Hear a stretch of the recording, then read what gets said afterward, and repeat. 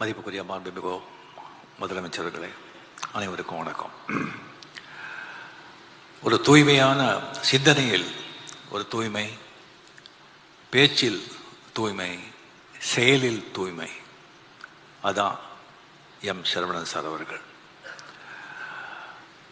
முதல்ல நான் 75 அவர்கள் ஷூட்டிங்கு ஏவிஎம் ஸ்டுடியோவில் ஷூட்டிங் பண்ணிட்டு இருக்கோம். அப்போ ஒரு பெரியவர் முன்னாலே போயிட்டுருக்காங்க. ஒரு வேஷ்டி, ஒரு ஜுப்பா, ஒரு துண்டு போட்டு, பின்னால் ஒரு கை கட்டி வெள்ளை ஷர்ட்டு வெள்ளை பேண்ட் போட்டு போயிட்டு இருந்தார்.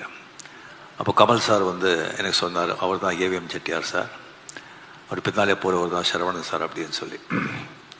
75 அவரை பார்த்தது, அதுக்கப்புறம் தூரத்துலேருந்து பார்க்கறது தான். அதுக்கப்புறம் 1980 3 முரட்டுக்காலை படம். சரியா ஏவிஎம் ப்ரொடக்ஷன்ஸ் படங்களை தயாரித்து 8 வருஷங்கள் ஆன பிறகு மறுபடியும் இண்டஸ்ட்ரிக்கு வந்த படம். அந்த முரட்டுக்காலை படத்தில் என்ன ஹீரோவாக புக் பண்ணியிருந்தாங்க. அது ஏவிஎம் செட்டியார்கள் சொன்னது அப்படின்னு சொல்லி நான் கேள்விப்பட்டேன். அப்போ சரவணன் சார் ஆஃபீஸில் நேராக அவரை சந்தித்தேன்.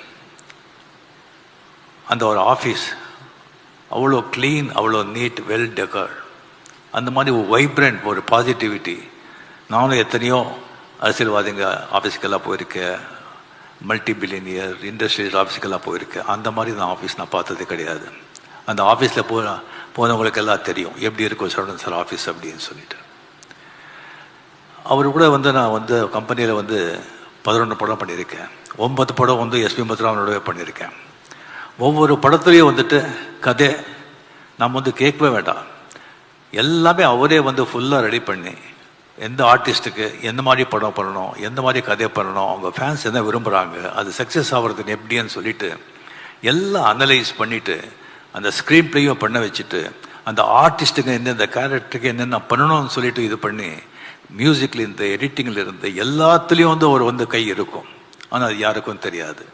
எப்படி இந்த கண்ணன் மகாபாரத குருஷேத்திர யுத்தத்தில் எந்த ஆயுதமும் வேண்டாமல் ரதத்திலே உக்காந்துட்டு எப்படி ஜெயிச்சாரோ அந்த மாதிரி ஒரு ஆஃபீஸ்லேயே உக்காந்துட்டு எல்லா படத்தையும் ஜெயிக்க வைப்பார், எல்லா படத்தையும் வெற்றி படமாக்குறாரு. எத்தனையோ ஒரு இன்சிடென்ட்ஸ் இருக்கு அவரை பற்றி சொல்கிறதுக்கு. ஒன்று மட்டும் நான் இது இப்போ சொல்கிறதுக்கு நான் சொல்கிறேன்.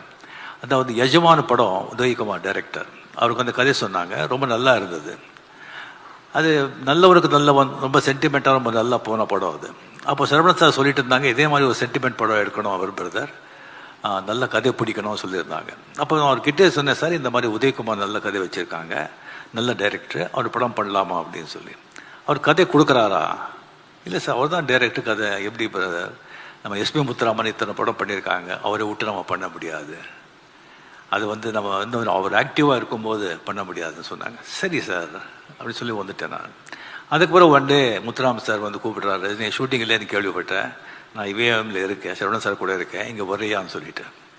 சரி, அங்கே போகும்போது சொன்னாங்க, இந்த மாதிரி நான் சார்கிட்ட சொல்லியிருக்கேன், நீங்கள் அந்த படம் பண்ணுங்க அப்படின்னு. சரவணன் சாருக்கு மனசே இல்லை. சார் முத்துராமன் சார் நீங்கள் சொல்கிறீங்க, அதுக்காக நான் பண்ணுறேன், எனக்கு மனசு இல்லை, பட் எனக்காக நீங்கள் ஏவிஎம் ஸ்டுடியோவில் ஒரு ரூம் போட்டு கொடுக்குறேன், டெய்லி அந்த ரூமில் நீங்கள் வரணும், அங்கே நீங்கள் இருக்கணும், கண் முந்தாலும் நீங்கள் இருக்கணும், அப்போ தான் எனக்கு நிம்மதின்னு சொல்லி. அப்போலேருந்து எஸ்பி முத்துராமன் சார் இப்போ வரைக்கும் ஏவிஎம் ஸ்டுடியோவில் ஒரு ரூம் இருக்கும். அது அவருடைய நட்புக்கு ஒரு இலக்கணம்.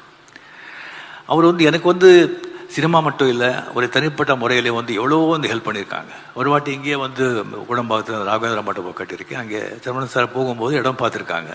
எங்கிட்ட கேட்டாங்க, அந்த இடம் ஏன் அப்படியே விட்டுருக்கீங்க? இல்லை அப்படியே இருக்கார், அப்படி காலி இடம் அப்படி விடக்கூடாது, ஏதாவது கட்டணும் அப்படின்னு சொல்லிட்டு அவரே பார்த்து அவர் கண் பார்வையில் அவரே டிசைன் பண்ணி அவரே ஆர்கிடெக்ட் பண்ண மண்டபம் அது ராகவேந்திர மண்டபம். அதே மாதிரி வீட்டுக்கு போயஸ் கார்டன் வந்திருந்தாங்க.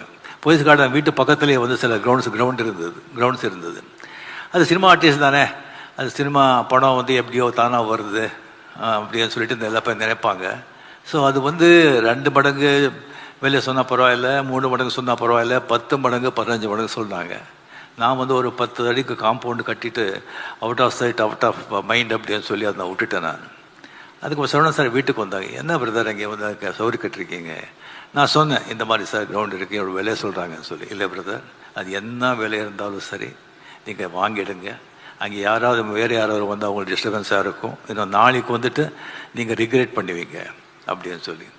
இந்த மாதிரி எவ்வளவோ விஷயங்கள், எவ்வளோ. அதுக்கப்புறம் சிவாஜி படம் பண்ண பிறகு எனக்கு கேட்ட சொன்னாங்க, நீங்கள் 90s வந்து 2 வருஷத்துக்கு உடம்பு பண்ணுறீங்க, 3 வருஷத்துக்கு உடம்பு பண்ணுறீங்க, வேண்டாம் பிரதர். வயசு ஆக ஆக பிஸியாக இருக்கணும், ஆக்டிவாக இருக்கணும், உடம்புக்கும் நல்லது, மைண்டுக்கும் நல்லது, அட்லீஸ்ட் வருஷத்துக்கு ஒரு படம் பண்ணுங்க அப்படின்னு சொன்னாங்க. அது இப்போவும் நான் அது பண்ணிகிட்ருக்கேன். ஸோ சரவணன் சார் வந்து இண்டஸ்ட்ரியை மீறி வெளியே கூட அவருக்கு வந்து அவ்வளோ மரியாதை, ரெஸ்பெக்ட். ஏன்னா அவர் அப்படி வாழ்ந்தார்.